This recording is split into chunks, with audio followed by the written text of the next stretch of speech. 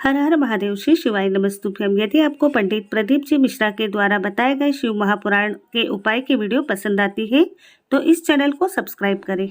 फिर एकादशी, द्वादशी, प्रदोष, फिर उसके बाद में हरिहर मिलन, बैकुंठ चतुर्दशी, फिर पूर्णिमा। ज्यादा कुछ नहीं कर पाओ तो प्रयास करो कि इन तिथियों पे कम से कम एक दीप ऐसा जलाया जाए जिससे हमें समृद्धि, लक्ष्मी, वैभव प्राप्त हो। घर में भी जो दिए रखे जाते हैं, आपको पहले भी कथा में कहा, विष्णु पुराण मंगरूल पीर हमारे चैनल पर डली हुई है। अगर नहीं सुनी हो तो एक बार विष्णु पुराण निकालना, आपको आ जाएगी, उसको सर्च कर कर सुनना। मंगरूल पीर महाराष्ट्र अमरावती की विष्णु पुराण की कथा आप श्रवण करेंगे तो उसमें वर्णन किया था कि घर में जो दिया होता है वो दीपक भी कोई साधारण नहीं होता, उस दीपक की भी महत्वता है, उस दीपक का भी वर्णन है महाराज। और कई तरह के दीपक होते हैं, दीपक का भी विधान वर्णन किया गया, उस दिए का भी वर्णन किया गया। यहां तक शास्त्र कहता है कि घर में अगर किसी को बहुत तेज बुखार आ गया है, बहुत तेज बुखार, और बच्चा उस बुखार में तप रहा है, बहुत तप रहा है, महाराज, तुम जिस दिए में भगवान की आरती उतारते हो, जिस दिए से तुम भगवान की पूजन करते हो, उस दिए की बत्ती को नीचे डाल दीजिए और उस दिए को पानी की बाल्टी में धो दीजिए। कौन सी बाल्टी में? जिस बाल्टी के पानी से आप बच्चे को स्नान करा सको। महाराज, केवल भगवान पर से ले जाकर, पास में से ले जाकर उस बाल्टी में थोड़ी देर डाल दो और उस बाल्टी के पानी से उस बच्चे को स्नान करा दीजिए। 15 से 20 मिनट, आधा घंटा लगेगा, बच्चे का बुखार पूरा उतर जाएगा। इतना विधान है दीप का। दिया कोई साधारण नहीं होता, दीप कोई साधारण नहीं होता। पशुपति व्रत शिव महापुराण में हम बताते हैं, कई बार आपको वर्णन किया कि पशुपति व्रत जब करो तो 6 दिए मंदिर में लेकर जाओ शंकर जी के, 5 दिए शंकर जी के सामने लगाओ, 1 दिया घर पर आओ तो घर के राइट भाग में जब प्रवेश करो तो सीधे हिस्से में घर के दरवाजे पर लगाओ, तब अंदर प्रवेश करो। क्यों कहते हैं? क्योंकि उस दीप का महत्व होता है। दिए भी अलग अलग होते हैं। पहला दिया होता है पणाती दिया। मैं चैनल वालों से कहूंगा, अगर आपके पास में, अगर, क्योंकि हमने पहले भी कथा में कहा कि जिस जिस जगह का स्मरण कराएं उस जगह का फोटो भी आप दिखाएंगे तो उसका आनंद कथा सुनने वालों को, ऑनलाइन वालों को मिलेगा। पहला होता है पणती दिया। ये पणती दिया मट्टी का दीप, जिस दीप के अग्रभाग को थोड़ा सा बड़ा कर दिया जाता है, उसको पणती दिया कहते हैं।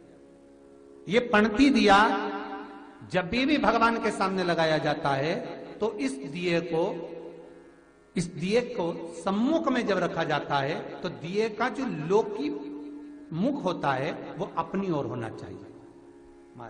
पणती दिए की जो लो है, बाती है, उसका मुख अपनी ओर होना चाहिए। विष्णु पुराण कहती है अगर इस दिए की बाती भगवान की ओर रहती है तो हमें तपन की अनुभूति होती है, पर इस दिए की बाती जब हमारी ओर होती है तो हमारे शरीर में कोई बड़ी बीमारी आने वाली होती है तो वो कट जाती है।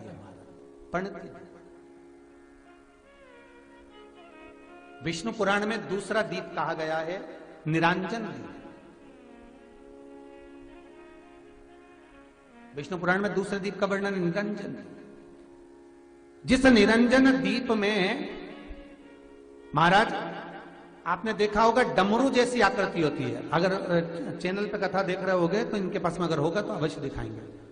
निरंजन, इस निरंजन दीप में डमरू की आकृति होती है, रखने का भाग और ऊपर का भाग इस तरह से, और ऊपर उसमें दिए लगाए के लिए बाती का स्थान रहता है। किसी किसी में 5 कंगूरे होते हैं, किसी किसी में 6 कंगूरे होते हैं। इसको निरंजन दीप कहते हैं। महाराज, विष्णु पुराण के 5वें अंश में लिखा गया निरंजन दीप भगवान के सम्मुख में राइट भाग में लगाया जाता है। भगवान का जो स्थान होता है, भगवान का जो मंदिर होता है, तो भगवान का राइट, आपका होगा लेफ्ट, क्योंकि आप भगवान के सामने बैठोगे तो भगवान का राइट, आपका लेफ्ट। तो आप जब लगाएंगे तो आप लेफ्ट में लगाएंगे, आपका लेफ्ट होगा और भगवान का वो भाग राइट कहलाएगा। तो भगवान के सीधे हाथ की ओर लगता है। माना निरंजन, निरंजन दीप कभी भी तेल का नहीं लगता। माना निरंजन दीप कभी भी तेल का नहीं लगेगा। हाँ, यह हो सकता है कि बटी निरंजन जो दीप होता है उसमें तेल डाल सकते हैं। बटी निरंजन दीप जो होता है उसमें कंगूरे नहीं होते। बटी निरंजन दीप केवल गोल होगा, ऊपर से डमरू जैसी आकृति होगी, डमरू जैसा होता है, ऊपर से उसमें कहीं कंगूरे नहीं होते। महाराज अगर आप चैनल पे देख रहे होंगे तो बटी निरंजन दीप का भी वर्णन आपको दिखाया जा रहा होगा। बटी निरंजन जो दीप होता है वो केवल डमरू की आकृति में होता है, उसमें कोई कंगूरे नहीं होते। पर निरंजन जो दीप होता है उसमें कंगूरे होते हैं। तो जो निरंजन दीप होता है उसमें कभी तेल नहीं डाला जाता। निरंजन दीप को हमेशा घृत से ही लगाया जाता है। पर बटी निरंजन जो दीप होता है उसमें आप तेल डाल सकते हैं। बटी निरंजन दीप जो लगाएंगे वो तेल का लगा सकते हैं, पर निरंजन में कभी तेल नहीं डाला जाता।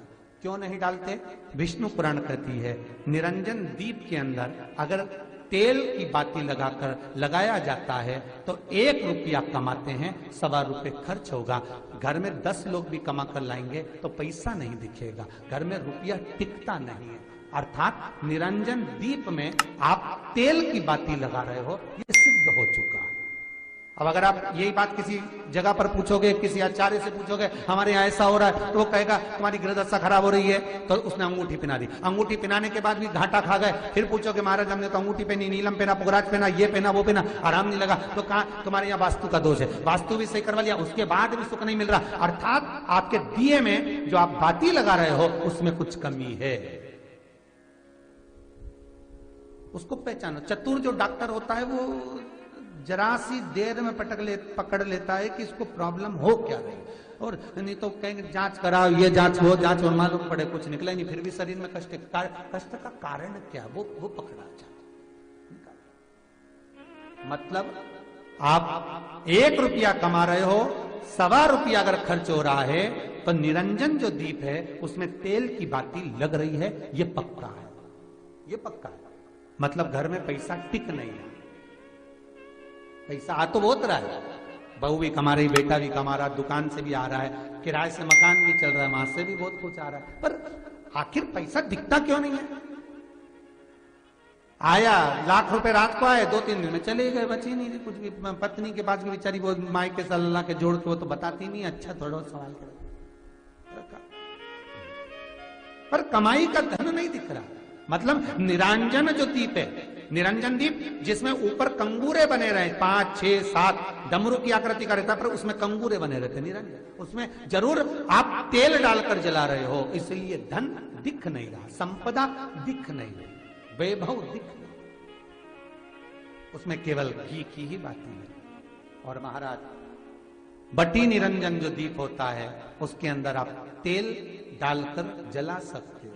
बटी निरंजन जो दीप होता है ये आप किसी भी स्थान पर लगाओगे, सबसे पहले पितृ इससे भाग ग्रहण करते हैं, देवता को देते हैं, देवता उससे भाग ग्रहण कर कुबेर को प्रदान करते हैं, कुबेर उससे भाग लेकर शिव को प्रदान करता है। भगवान शंकर बटु भैरव को कहकर घर का उद्धार करते, इसीलिए इसको कहते बटी निरंजन।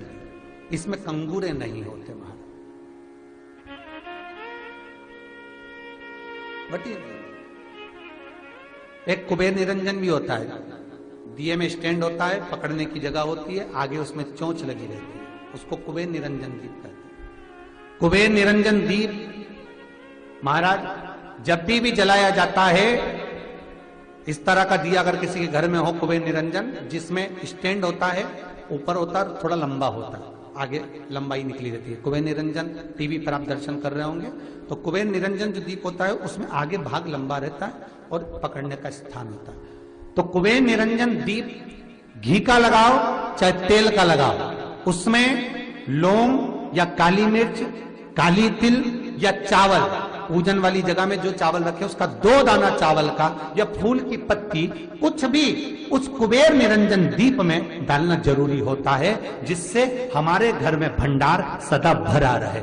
अगर कुबेर निरंजन दीप खाली जलता है, आपने कई जगह मंदिरों में देखा होगा, कुबेर निरंजन दीप डालते हैं तो उसमें थोड़ा 2 दाने चावल के डाल देते हैं, कुछ नहीं डालता तो एक सिक्का पटक देते हैं, एक का कलदार पटक देगा, कोई चवन्नी पटक देगा, कोई 5 पैसे पटक, पर पटकेगा।